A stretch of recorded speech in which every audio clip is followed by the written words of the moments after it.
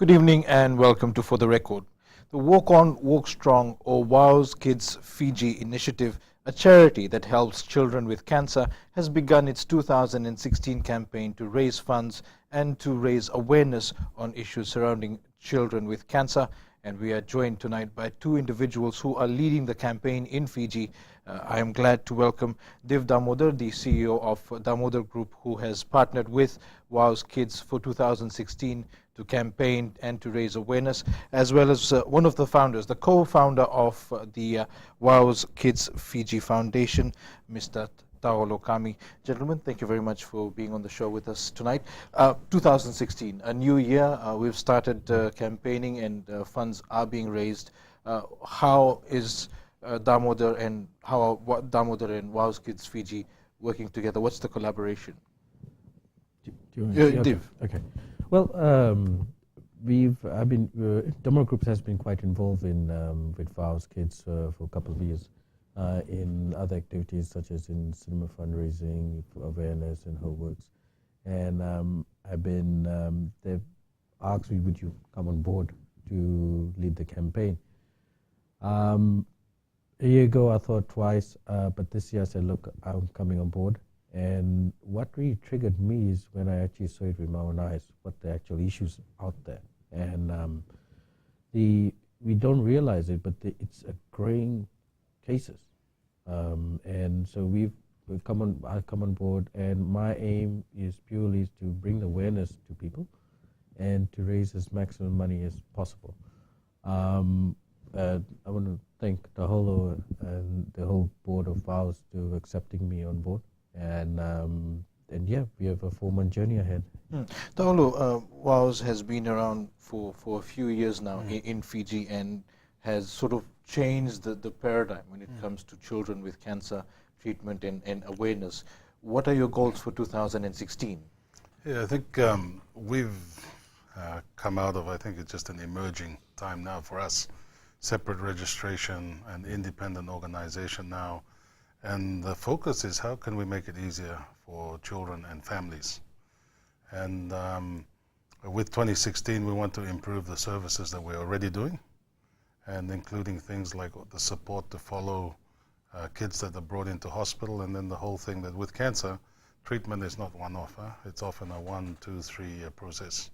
Huge challenges in the families. We want to make sure they get the right services, and everything from medicines to transport to shopping vouchers to communications vouchers, someone following up at the hospital, and then to following them through, because quite a few children die in this process, and providing support for the families, as well as the resource center, which we're still learning in that process on how to make that effective.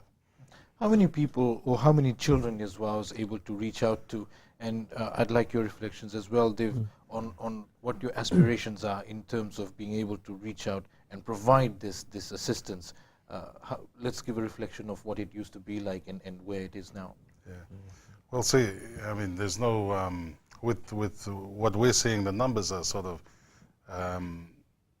you get about 30 new cases a year on average here in Fiji alone. Average of 30, that's right. Yeah. And then you get around 100 kids in continuous treatment. And most of the services provided by 2 main hospitals, and that's Lautoka and CWM. And you've got a very committed staff, often under-resourced and challenged, and because there's a lot of other challenges in terms of more children and other conditions, etc. And the focus has been how do we get to provide the kind of support that's effective.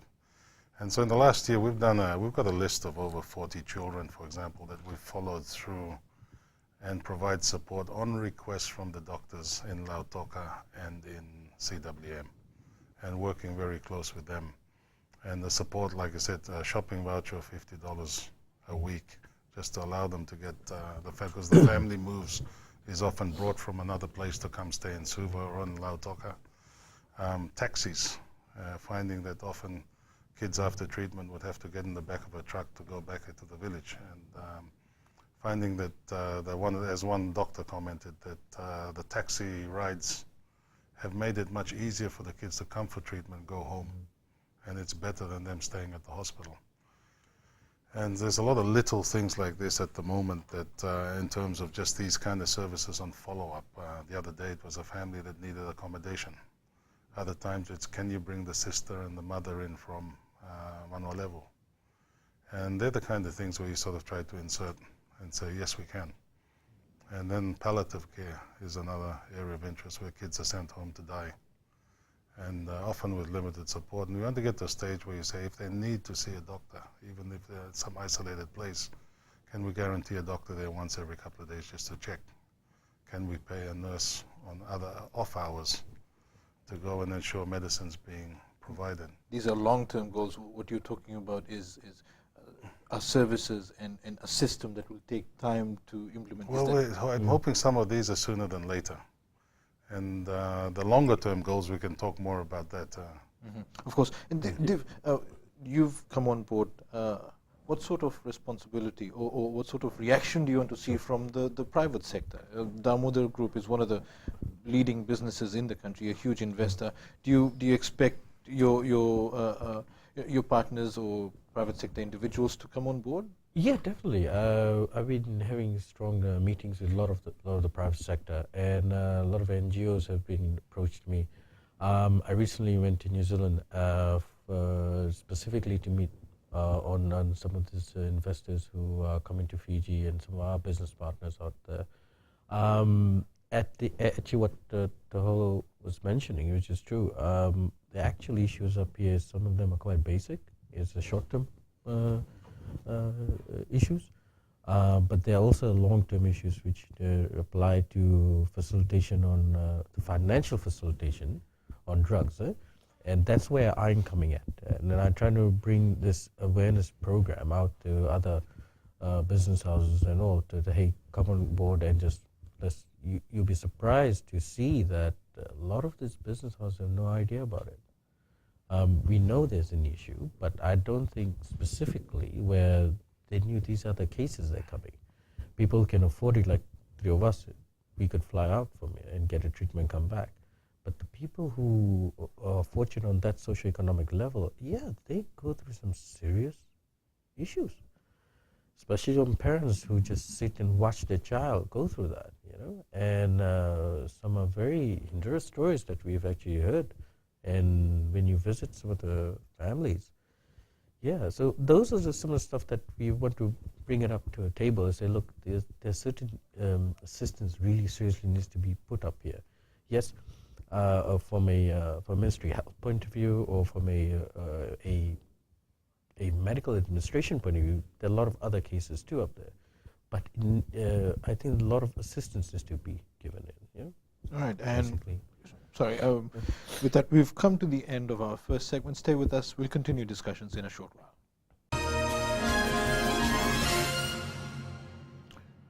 Well, Naka, welcome back to For the Record. We're talking with two of the people involved with the WOW's Kids Fiji campaign.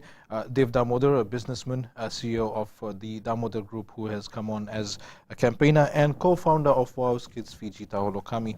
Taolo, I'd like to pick your brains a bit about what sort of programs we can expect this year.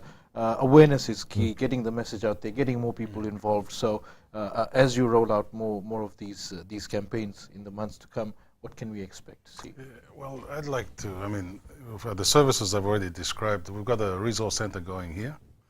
We aim to have a similar one in Lautoka as soon as we can establish that properly. We've got better coordination now with the doctors in Lautoka and the hospital here. And then, of course, you've always got the case of the kids coming in from the rural areas and outer islands. And you keep saying, how do we provide services in between bursts of treatment? How do we follow up the current case as well? And then the whole issue of awareness, I think if you were to ask many of the medical folks, they'd be saying, awareness, awareness, awareness. You've got to get the kids, you've got to find it earlier in terms of identifying the cancer, that kids have cancer, and get that earlier. There's more chance of being able to fix it.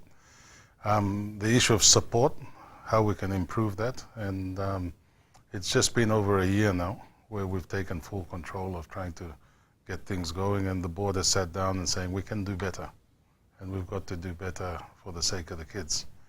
And so I'm hoping we'll see, at least this year, we'll see that we can get to a stage where we're starting to feel that we're providing better support onto the families.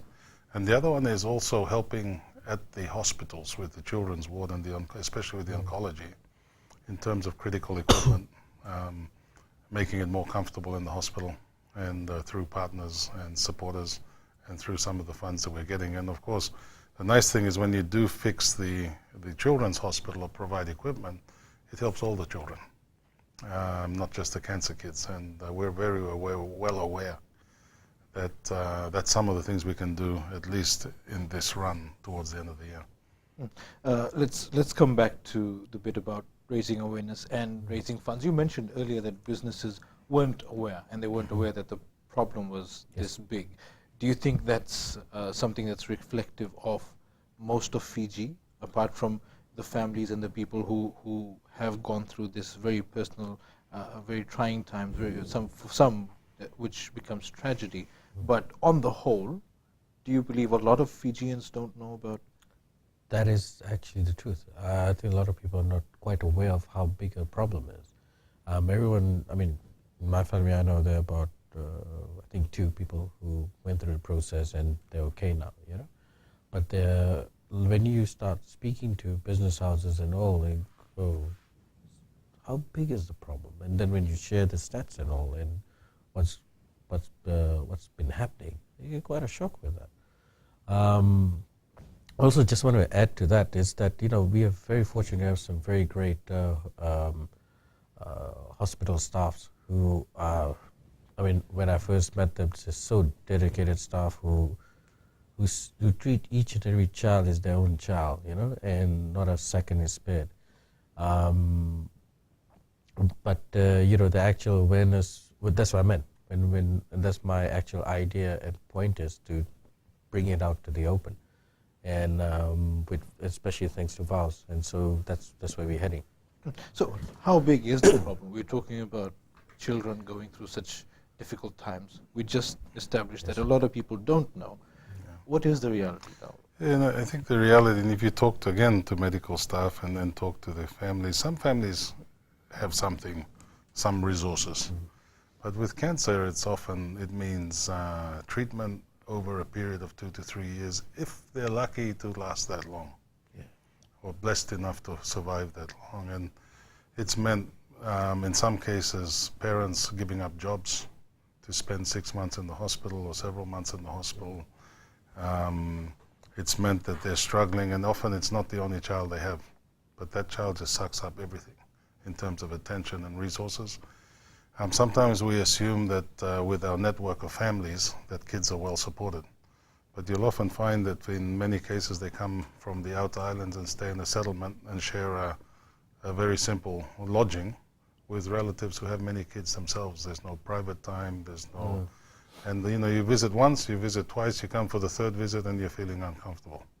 And the relatives are feeling uncomfortable, and then it gets challenging, and then kids are not brought in for treatment. And we're aware of the problem. It's the issue of saying, how can we help work with the Ministry of Health, the hospitals, to ensure that they're well supported. And then the issue of just getting families home.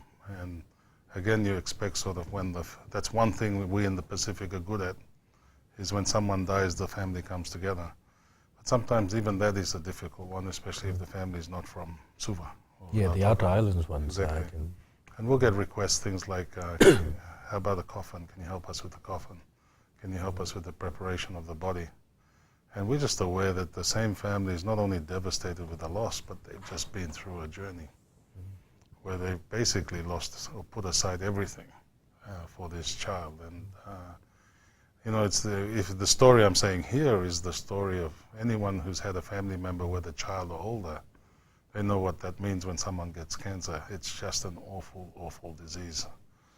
Apart from VOWS, are there any other support systems that these families and these children have which provide long-term or throughout the treatment phase, which provide support and who families can turn to?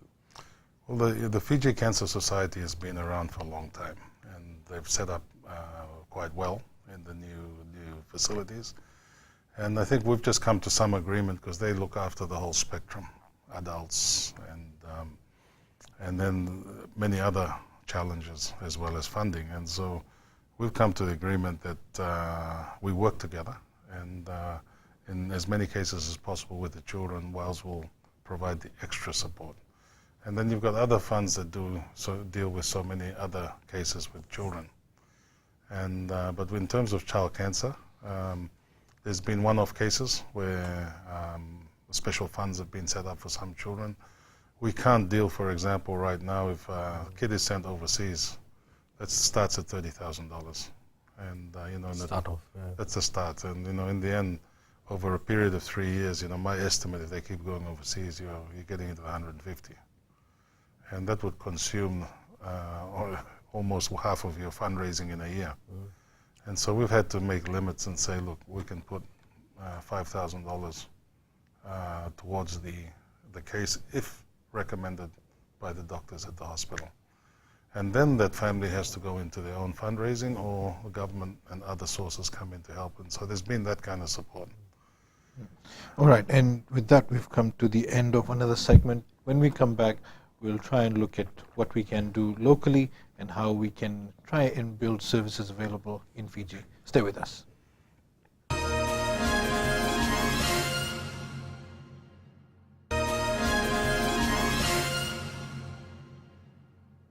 Good evening, welcome back. Tonight's show is about WOWS Kids Fiji and campaigning for funds to treat children with cancer and raising awareness generally about cancer in children in Fiji. We've spoken about some of the problems that families go through and patients go through when it comes to actually getting treatment at local hospitals, mainly CWM and Lautoka. What sort of shortcomings are we having to deal with? Taolo? Yeah, I think compared to the rest of the Pacific Islands, I think in terms of Lautoka and CWM hospital here, they've stepped ahead, and so chemotherapy is possible. The challenge always becomes on what's available in terms of treatments and drugs, and whether it's the most appropriate for certain conditions. And I'm sure the doctors will have a story on that one. But that's available now, and this is where you're starting to see some of these numbers. When we said 9 out of 10 normally would die in the Pacific over something like leukemia. Now there's a better chance in Fiji in improving these numbers because chemotherapy is here. In terms of radiology and that kind of treatment, it's not available in Fiji. It's New Zealand, Australia. New Zealand, Australia, and that's when if doctors assume that there's a chance for survival, then they recommend for further treatment elsewhere. And as the situation stands, because of the years of dilapidation and the sheer challenge that local health authorities are faced with, we're in a situation where 9 out of 10 children would die from cancer. Is that the statistic? No, that's been the statistic we've been carrying through, not just Fiji, most of the Pacific, because of the late, getting it late. And so the issue of getting it earlier, identifying the cause earlier, and then the fact now that you've got therapy, chemotherapy here, there's some treatments that can be done.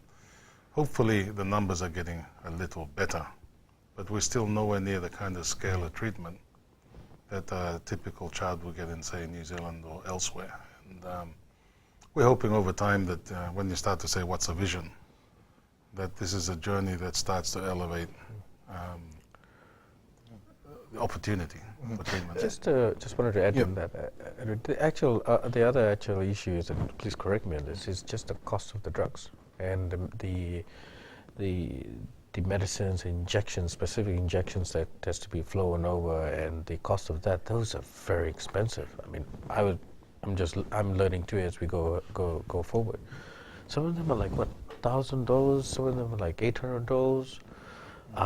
There's some drugs on specifically cancer stuff like 5,000, and some of them are not available here, So I think those are drastic costs, which I think a lot of people are not even aware of it, which we also try to highlight on those. But yeah, look, that's true what hospital. Well, I mean, yeah.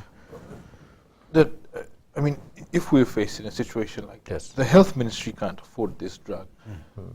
The family can't afford this drug. WOWs can only put in so much. Yes. Does the patient go without? Do we have incidents where children have to go, to live with secondary or not up to par treatment because it's just unaffordable? No, And has that led to? Let me put it this way. I think it's Fiji and the Pacific is doctors will make the best decision they can with what they have. And our children will always be stuck with that. What we can try to do is start to say, if we were able to get the funding, if we're able to get the systems in place, how can we alleviate it? How can we raise the bar in terms of options available to doctors and for children with cancer? And I'm sure that there's a wish list, there's a whole lot of things they wish they can do if they had the opportunity. And Would WOWs pay for it if WOWs could? I tell you, if we could pay, and Yeah. in some cases, if I can pay out of my pocket, spending a few $100s to help a kid with drugs, I would be the first one to do it. Simply because I had a kid who went through the same thing, and it got to the stage where I was shipping drugs from overseas, calling friends, getting doctors to send it, just to alleviate pain. The issue of cancer was over by that stage. And before it gets too late, do you believe that the private sector has a social corporate responsibility here? We've been sitting here talking about how Yes.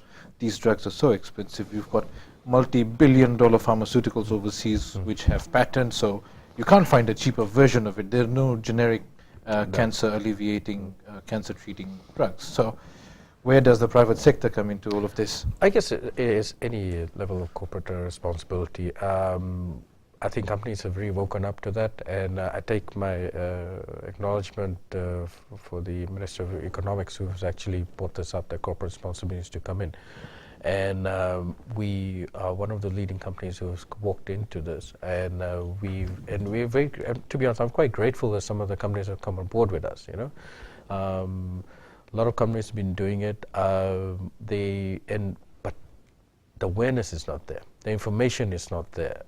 That's the actual thing that I discovered is when I'm attending to some of these meetings, and even in overseas when I travel, they're just not aware of it. So I mean, there are a lot of people want to come on board. A lot of corporate companies want to come on board. They're just not aware of it. So yeah, look, from a corporate responsibility point of view, definitely, I think we are proud Fijians. We're born here. We are continuing to do our developments. Our Double Brothers is going to be here forever, and it is our responsibility also to look after the people of Fiji. So definitely, yeah, there are many companies like ours also on board. So when you tell these companies, when they do find out, what sort of commitments are you getting? I mean, is it too early, or are there companies who've already opened up their checkbooks? It's too early to mention those. We have actually a program where on November 8th, or Yeah. I think November 8th, where I'll be shaving my head and my beard, which will be quite big. That's when we'll reveal the entire fundraising that we've done. But yeah, look, I'm very open-hearted. I've seen people right in front of me put a 10 cents in the cans. I've seen someone's put a $50 note in there. And those there, you'll see those cans in the Motor City. You'll see them in Total. Actually, Total has come on board to facilitate all the fundraising of the cans. BSP has gone out of the way to facilitate the banking side of it. We have Ernest Young has come on board as an auditor, and VOW's independent auditor is Ali Pacific. So we have some great help in managing money, very transparent, very independent. Yeah, look, a lot of companies come on board. Fortunately, I can't disclose some of the numbers, but in time to come, yeah, definitely. I was quite surprised with some of them, how they opened up. All right, and with that, we've come to the end of another segment. Stay with us. We'll be back after this break.